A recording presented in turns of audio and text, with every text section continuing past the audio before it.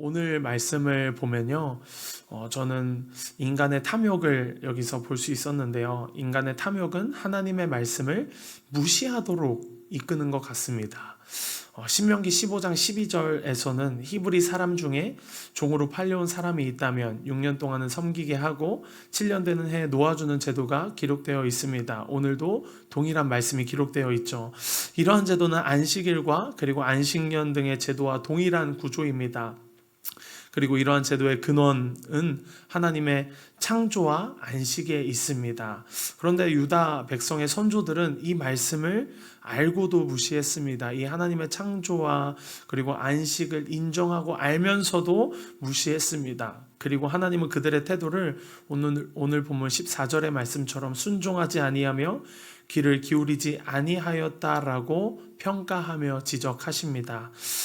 그들은 그릇된 행위에 대해서 이미 잘 알고 있었습니다. 그러나 그들의 탐욕은 하나님의 말씀을 무시하도록 이끌었습니다. 그 결과 자유를 주었던 노예를 끌어다가 복종시켜 다시 노예로 삼게 되는 그런 불순종에 이르게 됩니다. 이것이 탐욕의 위험성입니다. 그리고 인간의 탐욕의 결과는요, 결국 하나님에게 심판받는 자리로 이끈다라는 것은 우리를 반드시 깨달아야 합니다. 탐욕에는 반드시 결과가 있습니다. 그리고 그 결과는 하나님의 심판입니다. 하나님은 탐욕으로 말씀을 무시한 남유다 백성들을 심판의 자리로 이끄셨습니다. 그 심판의 내용은 17절 마지막 절에 보시면 자유를 주는 것입니다. 자유를 주는 것이라고 하니까 좋은 의미로 받아들여질 수도 있지만 여기서 자유를 준다라는 것은요, 유기입니다. 내버려 둔다라는 말입니다. 우리는 헷갈리지 말아야겠습니다. 주리라에 해당하는 이 히브리어 코레인데요. 이 말의 의미는 선언하다라는 의미가 담겨 있습니다. 자유를 선언하신 것입니다. 결국 하나님의 보살핌과 보호의 손길을 완전히 하나님께서 끊어내시고 그들이 멀리 떠나도록 하겠다는 하나님의 선포적 의미입니다. 우리는 이 말씀 앞에 경외함으로 서야 될 줄 믿습니다. 인간의 탐욕은요, 하나님의 말씀을 무시하도록 이끌 뿐만 아니라 하나님으로부터 버림받는 심판에 이르도록 이끈다라는 사실을 우리는 반드시 깨달아야 합니다. 탐욕에 빠진 사람의 결정적인 특징이 한 가지 있습니다. 그것은 바로 절대 감사하지 않는다라는 것입니다. 더 갖고 싶다고 말하고 더 높이 올라가고 싶다라고 말하는 사람의 입술에서 감사의 고백이 나오는 것을 저는 한 번도 들어보지 못했습니다. 그 사람들은 감사의 말을 결코 하지 않습니다. 탐욕에 빠지면 감사하지 못합니다. 감사하지 못하고 욕심내는 것, 그것은 무조건 탐욕이라는 사실을 우리는 잊지 말아야 합니다.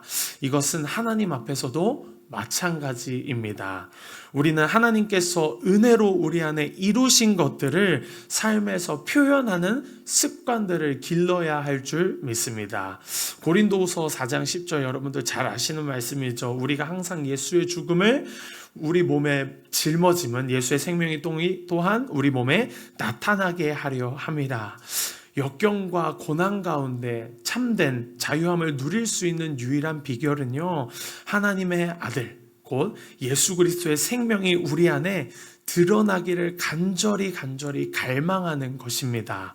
어떠한 역경과 고난이 있더라도 주님 감사합니다. 어떠한 고난과 시련이 찾아와도 주님의 말씀에 순종하는 것이, 주님께서 허락하신 그 환경과 상황에 감사하는 것이 나의 실력입니다. 나의 능력입니다. 그리고 그것이 나의 기쁨입니다. 라고 고백하는 것이, 그것이 우리가 참된 자유함을 누릴 수 있는 유일한 비결인 줄 믿습니다.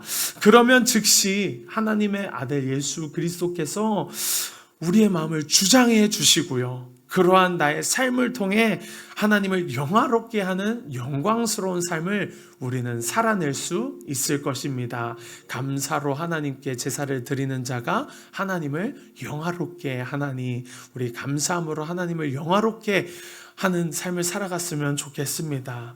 역경을 스스로 택하는 것과 그리고 하나님의 섭리 가운데 이 역경을 당하는 것은 다릅니다. 엄연히 다른 이야기입니다. 만일 하나님께서 여러분의 삶 가운데 역경을 허락하셨다면, 오늘 이스라엘 백성처럼 역경과 고난을 허락하셨다면 하나님은 우리 곁에서 우리를 충분히 도와주실 것입니다. 지금까지 도와주셨고요. 지금도 도와주고 계시고요. 앞으로도 여호와 이레 하나님께서 여러분들의 삶을, 여러분들이 하나님의 말씀을 붙들고 하나님을 신뢰할 때 하나님은 여러분을 능히 도와주실 수 있으실 것입니다. 어떠한 상황에서든지 하나님의 아들 예수 그리스도의 생명이 드러나도록 입술의 모든 말과 행동, 기분과 생각까지도 여러분들 추스리기를 간절히 축복합니다.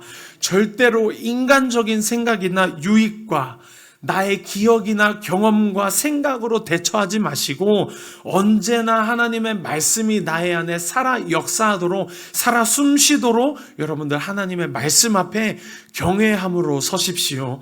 하나님의 말씀 앞에 온전히 즉시 기쁘게 그리고 감사함으로 순종하여 하나님을 영화롭게 하는 저와 여러분 되시길 간절히 축복합니다.